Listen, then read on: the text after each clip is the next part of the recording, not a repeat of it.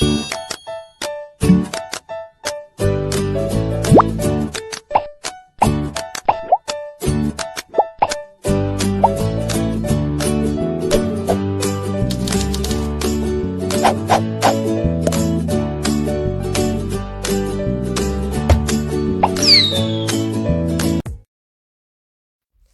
Prep 3 students, I hope everything is okay. With you teacher Marwa Shazli. Inshallah today we're gonna study, yes, chapter 4 from your reader Black Beauty by Anna Sewell. This video is part of our No Hello 3 series for Prep 3. Now let's watch the cartoon movie of Black Beauty chapter 4. Chapter 4 New Owners. Earl Smythe's house at Earlshall Park was much bigger than Birtwick Park and more modern. The Earl's daughter, Lady Anne, liked to ride me around the park with her brother or cousins.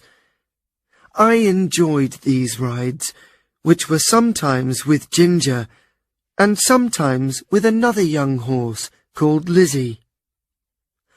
I was a popular horse with Earl Smythe's wife, as well as his daughter, but Lady Smythe always used me to pull carriages. She liked the latest fashions, and one of these was for horses to use special reins. These kept the horses' heads high in the air all the time while they were pulling the carriages. "How wonderful they look!" the lady said when she saw Ginger and me with our heads held high. But the reins were very uncomfortable, and it was almost impossible to pull the carriage up a hill when you could not put your head down. "If they do not tighten the reins more, I will do what they ask me," said Ginger. "I can see that this is a good home and that they are good people, but if they tighten them any more, there will be trouble." I did not like these reins at all, but Ginger and I continued to work hard. But every day they tightened the reins a little more. One day we were both in a carriage together. The lady decided that she wanted the reins to hold our heads up even higher. I could see that Ginger was not happy. Before she could tighten the reins, Ginger began to kick so hard that she fell to the ground. I fell too, and we both had to be cut from the carriage as soon as possible. We were both hurt after the fall, and we were taken home. Earl Smythe's helper, York, was angry about the special reins, but there was nothing he could do to stop Lady Smythe's love of fashion. He washed our wounds with hot water, and it took a long time before we recovered. Ginger and I were put in a field to recover, but my knees were badly damaged. We were not well enough to run as we used to do, but we spent a lot of time chatting. Then, one day, the Earl came to see us with York. "I spent good money on these horses," he said, "but if they cannot pull a carriage, we must sell them." "I know a man in Bath who needs a good horse," said York. "He looks after his horses well." "You should write to him, York," said the Earl. "We can still get good money for Black Beauty. I'm not so sure about Ginger." A week later, I was taken away from the field and said a quick goodbye to Ginger. I was taken in a train to the town of Bath. It was my first journey on a train, but the experience was not a bad one. My new owner lived in a small house in the town, and he had many horses. People could hire the horses for a day. This meant that many of them were not good drivers. I was a gentle horse, so my new owner often let bad drivers take me because he knew I would behave well. Some of these riders pulled the reins so hard that it hurt my mouth. Some did not use the reins at all, so that I did not know what to do. Others did not understand that a horse cannot work when it has a stone in its foot. One driver complained that he had hired a bad horse because I could not walk very fast. The stone in my foot was very painful, and it was very difficult for me to get home again. However, there were also good drivers in Bath.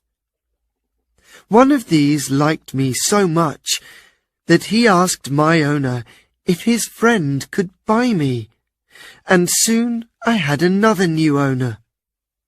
His name was Mr. Barry.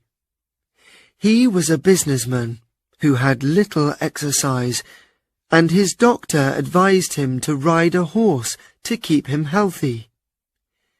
He had a helper called Filcher to look after me, and bought me the best food he could find. Filcher was good to me, and for a time I was happy. I did not know then that my life was not going to be happy for long.